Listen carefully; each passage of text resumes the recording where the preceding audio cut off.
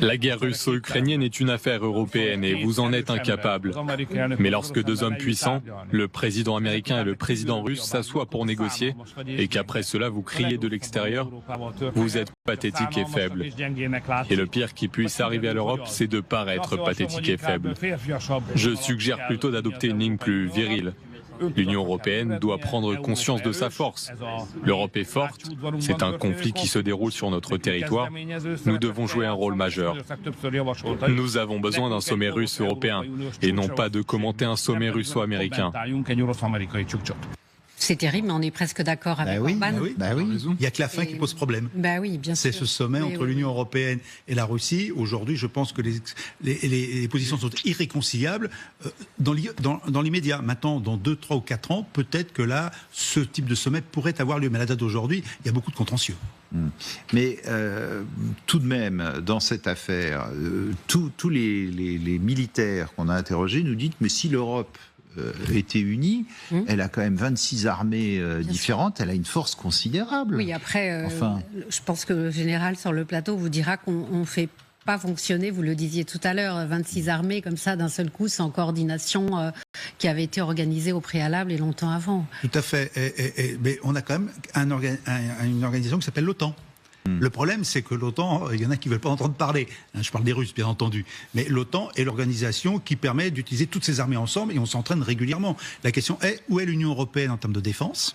Et est-ce qu'on a ce qu'il faut au niveau de l'Union européenne pour assurer cette organisation collective? Pour l'instant, non. On a un petit état-major à Bruxelles qui vit bien, avec quelques personnels depuis bien longtemps, qui a bien été marginalisé d'ailleurs par toutes les instances bruxelloises bien avant qu'on ait la guerre en Europe, mais c'était l'objectif. L'objectif de l'Europe, c'était pas d'avoir une défense militaire, c'était pas son sujet.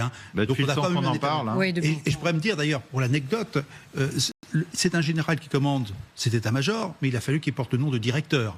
Parce que forcément, en général, c'est pas bien.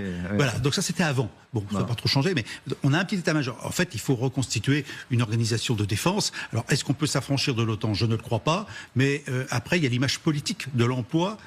Mais il y a quand même Berlin Plus qui a été signé il y a bien longtemps, qui permettent finalement à l'Union européenne d'utiliser des capacités, y compris de planification de l'OTAN. Alors je vous fais écouter le Premier ministre polonais qui lui dit « Vous êtes bien gentil, vous qui êtes à l'Ouest, mais moi, ça me concerne en priorité ».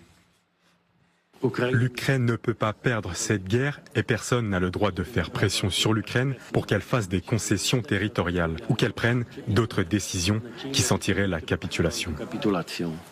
Une Ukraine affaiblie, traitée injustement et une Russie forte et victorieuse constituent une menace directe et immédiate pour la Pologne. Ah oui. Voilà, c'est intéressant ce qu'il dit. Vous pouvez négocier ce que vous voulez. Moi, je suis en Pologne, en face, je ne peux pas permettre que la Russie... Bien sûr, et c'est aussi le cas pour les pays baltes. C'est-à-dire si on allait vers l'échange de territoire et qui est un autre mot qui ne porte pas son nom, qui est la capitulation de l'Ukraine. Il vient d'utiliser ce terme. On ne sait pas ce que ça provoquera ensuite du côté de la Russie. Elle ne s'arrêtera pas là. Poutine ne s'arrêtera pas là tant qu'il sera au pouvoir. Alors, je vous remontre ce qu'a dit quand même J.D. Vance, le vice-président américain. C'était dimanche soir sur Fox News. Moi, ça m'avait scotché d'entendre ça. Mais là, au moins, les choses sont claires.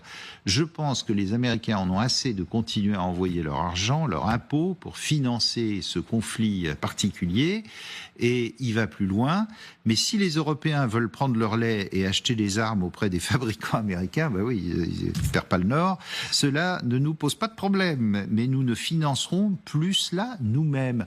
On a l'impression que là, il dit tout.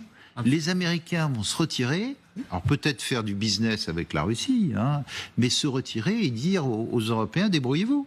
Mais d'ailleurs, en fait, ces déclarations montrent très bien que en fait, les Américains en ont rien à faire de céder la Crimée et les 4 oblasts.